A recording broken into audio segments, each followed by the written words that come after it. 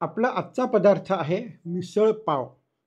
आता मिसळ पाव इतकी फेमस झालेली आहे आणि सगळीकडे मिळते आणि आपण बघूयात, की मिसळ पाव खाणं चांगलं आहे की वाईट? जेव्हा आपण मिसळ पावचा विचार करतो, त्याच्यातला पाव जो असतो, तो मैद्यापासून बनलेला असतो.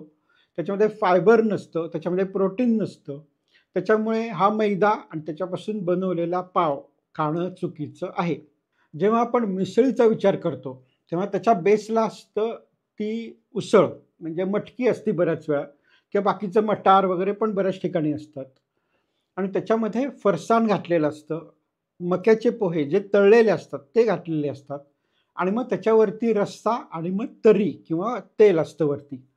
त्याच्यामधला मटकीचा काही प्रॉब्लेम नाहीये, कारण ह्या उसळी आपल्या आरोग्यासाठी चांगल्या असतात. परंतु मिसळीचा खरा प्रॉब्लेम सुरू होतो तो त्याच्यामधल्या फरसाणामध्ये.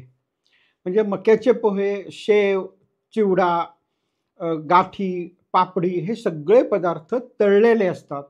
हे तळणं खूप कंटिन्यूअस बराच वेळ चाललेलं असतं आणि त्याच्यामुळे त्या तेलामध्ये जे विषारी घटक तयार होतात, ते त्या पदार्थांमध्ये मिसळले जातात. त्याच्यामुळे फरसाण खाणं हे चुकीचं आहे आणि त्याच्यामध्ये तेल मोठ्या प्रमाणात असतं.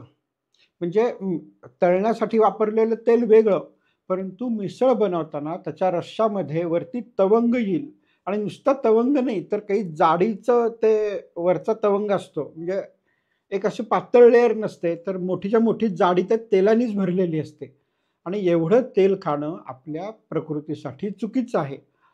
बऱ्याच वेळा हॉटेलवाले काय करतात, की त्याच्यामध्ये जे तेल घातलं जातं तर्रीमध्ये, ते जे तळून आलेलं तेल असतं, ते फेकून देत नाहीत, तर ते त्या मिसळीचा रस्सा बनवण्यासाठी किंवा त्याची तर्री बनवण्यासाठी वापरलं जातं. त्याच्यामुळे ते तेल जे आहे तळण किंवा कढईमधनं आलेलं, तर ते खाणं चुकीचं ठरतं. फरसाण किंवा बाकीचे जे तळलेले पदार्थ मिसळमध्ये घातले जातात, ते चुकीचं ठरतं आणि मैद्यापासून बनवलेला पाव हा चुकीचा ठरतो. त्याच्यामुळे त्यातली जी फक्त मटकीची उसळ आहे, ती सोडली, तर बाकी मिसळीमध्ये जे काही सगळं घातलेलं आहे, ते आपल्या आरोग्यासाठी चांगलं नसतं आणि मी ह्याला रेटिंग देतो आहे 5 पैकी 1.5.